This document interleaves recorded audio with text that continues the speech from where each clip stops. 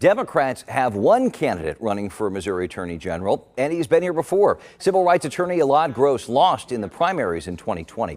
This time around, he's hoping to win voters over with his comprehensive plan for change in Jeff City. His biggest priorities: suing scammers, curbing violence, and crushing corruption in the Show Me State. He claims he's the clear choice over the other candidates. I mean, there's a lot of differences. And I think one of those big ones is I used to work there when the Attorney General's office worked. And it did a good job for Missourians. We had a great track record of helping families in Missouri. And we are far, unfortunately, many years away from when we had an office that actually was working for folks.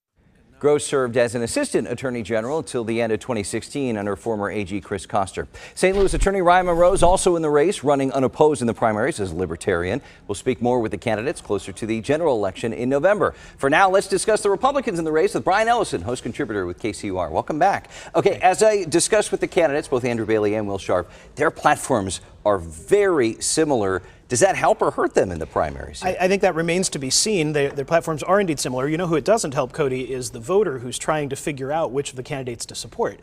They do agree about their support for former President Trump. They agree about most political issues that are likely to come before the Attorney General's office. The things that Andrew Bailey has a record of having supported or argued about in court, Will Scharf probably agrees with him about. The biggest difference between the two of them is the fact that there is a record for Andrew Bailey because he's the incumbent in the office. So Will Scharf can talk about what he will do. Andrew Bailey can talk about what he has done. For some Republican voters, that will be a benefit to Andrew Bailey. They can look at his record of attacking gender-affirming care, of taking on initiative petitions.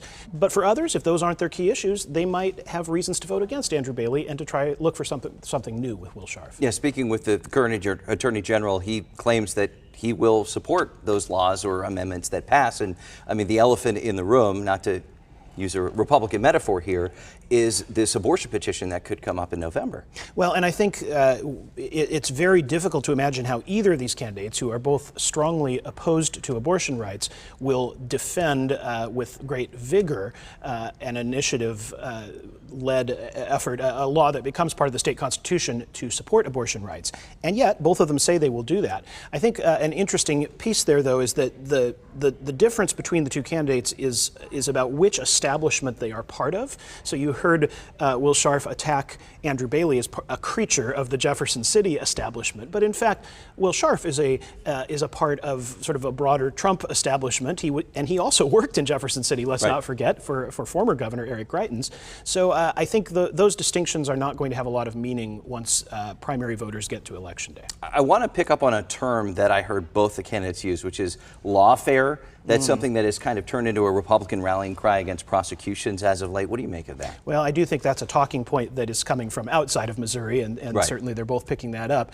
It's a particularly interesting choice to attack the use of the courts for what they view as political means coming from these two, and particularly from Andrew Bailey, who has, in the Missouri Attorney General's office, filed multiple lawsuits against the Biden administration, joining with other states' attorneys general. In fact, the reality, of course, is that both Democratic and Republican attorneys general have gotten in the habit of challenging political initiatives or political priorities they don't like by using the court system.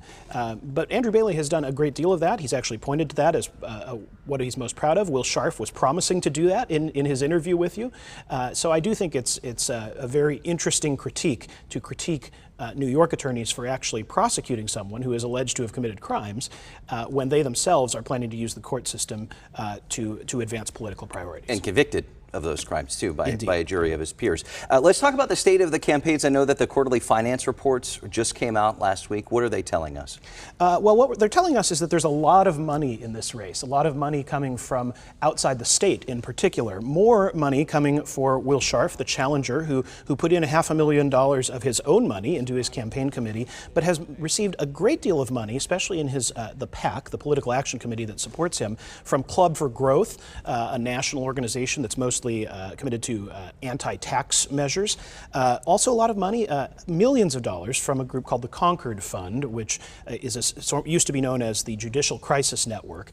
This is money that is tied up with the Federalist Society, essentially a conservative judicial activist group. And that group is clearly pushing hard for Will Scharf in this race. Andrew Bailey still has hundreds of thousands of dollars coming in, usually in smaller contributions, and his network seems to be a little more Missouri focused. Obviously, he was appointed to the office by Governor Mike Parson, doesn't have as strong a ties to the Trump campaign and to the Trump organization, so there is probably less of that outside money available to him, but he still has a lot of it coming in, and a lot of it is coming into that PAC, that Political Action Committee, that is unlimited in who can contribute and how much they can contribute. All right, it'll be interesting to see who the voters pick. Brian Ellison, thank you very much.